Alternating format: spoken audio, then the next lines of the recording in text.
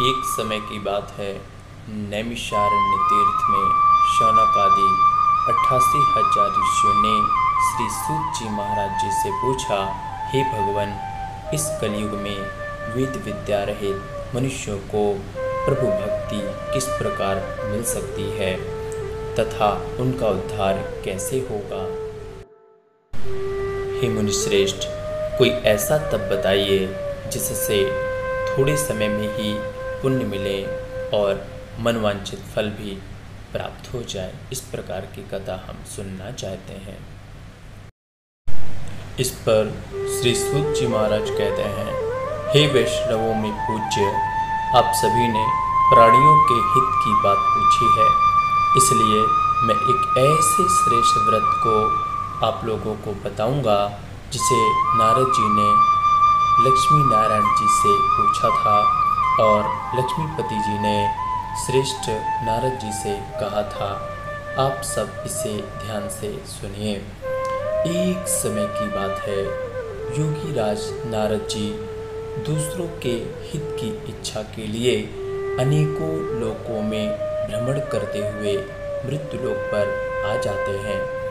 यहाँ उन्होंने अनेक योनियों में जन्मे हुए सभी मनुष्यों को अपने कर्मों के द्वारा दुखों से पीड़ित देखा। उनका दुख देख करके नारद जी सोचने लगी कि कैसे इनका दुख दूर किया जाए। इसी विचार पर मनन करते हुए वह विष्णु लोक को गए। वहाँ वह देवों के ईश भगवान नारायण की स्तुति करने लगे, जिनके हाथों में शंख, चक्र, गदा और पद्म थे, गले में वरमाला पहने हुए थे।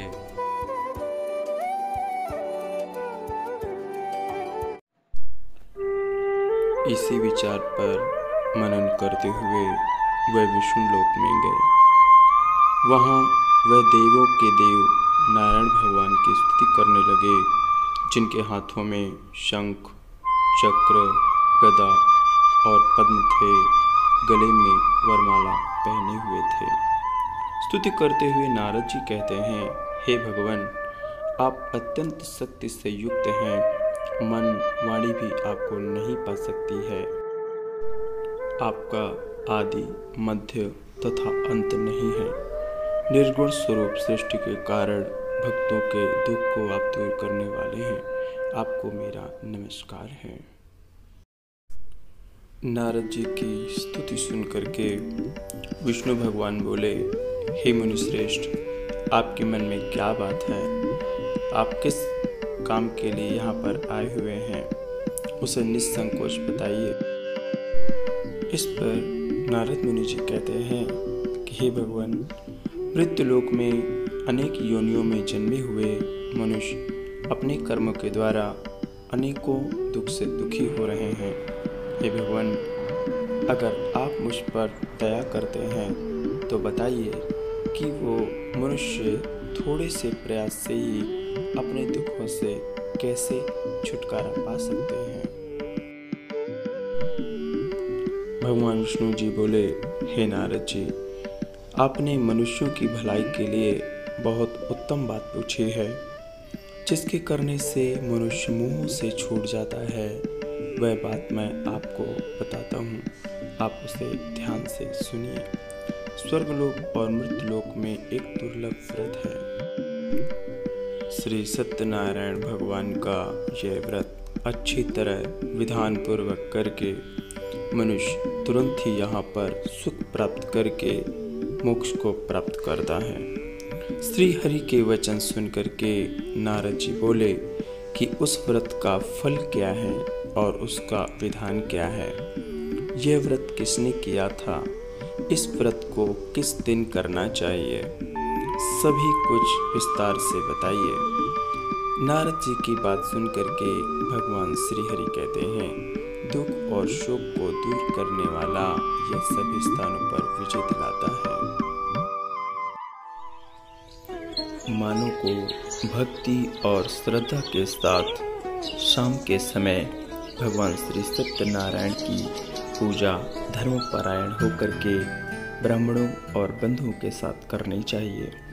भक्ति भाव से नैवेद्य, केले का फल, घी, दूध और गेहूं का आटा सवाया मात्रा में समर्पित करना चाहिए। गेहूं के आटे के अभाव में साठी चावल का चूर्ण भी प्रयोग किया जा सकता है।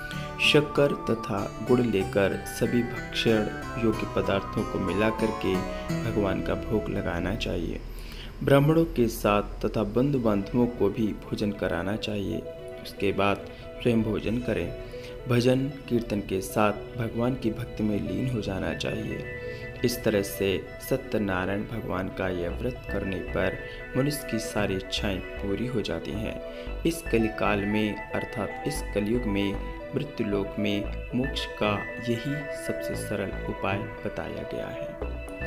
इति श्री स्कंद पुराणे रेवाखंडे श्री सत्यनारायण व्रत कथायां प्रथमोध्यायः। यहाँ पर भगवान श्री सत्यनारायण की कथा का प्रथम अध्याय संपूर्ण होता है। जय श्री सत्यनारायण।